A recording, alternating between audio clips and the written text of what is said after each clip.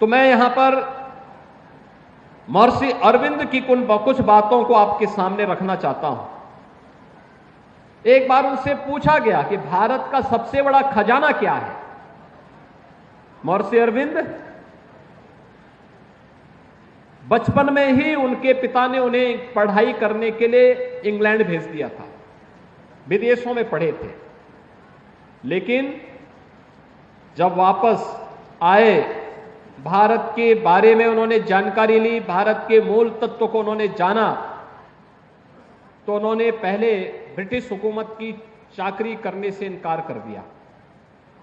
फिर उन्होंने कहा कि मैं भारत के लिए कुछ विशिष्ट करूंगा। इसके लिए वह क्रांतिकारी अभियान के साथ जुड़े और बाद में पांडिचेरी में जाकर के एक आश्रम बना करके भारत की आध्यात्मिक परंपरा को आगे बढ़ाने के लिए अरविंद आश्रम के माध्यम से उन्होंने अपने कार्य को आगे बढ़ाया। महर्षि अरविंद से जब पूछा गया कि आखिर क्या है भारत का सबसे बड़ा खजाना, तो उन्होंने कहा कि अगर कोई मुझसे पूछे कि क्या है भारत का सबसे बड़ा खजाना, उसकी सबसे बड़ी विरासत क्या है, तो मैं बिना किसी संकोच के जवाब दूंगा कि संस्कृत भाषा और उसका साहित्य हमारा सबसे बड़ा खजाना है। यह एक शानदार विरासत है और जब तक हमारे लोगों के जीवन को प्रभावित करती है, तब तक भारत की मूल प्रतिभा बनी रहेगी। यह यानी एक वह ऋषि जिन्होंने भारत की स्वतंत्रता का उद्घोष पहले ही कर दिया था, 1947 के पहले ही जिन्होंने कह दिया था कि जिस दिन मेरा जन्मदिन होगा, आगामी कुछ वर्षों में उस तिथि को यह भारत आजाद भी होने वाला है। ऐसे महर्षि अरविंद संस्कृत के बारे में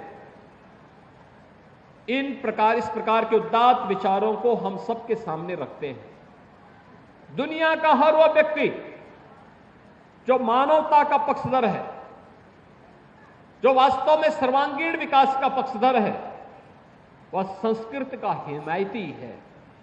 आज की जो आधुनिक तकनीक आई है, इस तकनीक ने भी स्वीकार किया है कि चाहे वह कंप्यूटर साइंस हो, चाहे वह आर्टिफिशियल इंटेलिजेंस हो, ये सब इस बात को स्वीकार करते हैं कि इसके सबसे सहज और सरल माध्यम कोई एक भाषा बन सकती है तो वह संस्कृत बन सकती है। इसके लिए आप सबको अपने आप को तैयार करना होगा।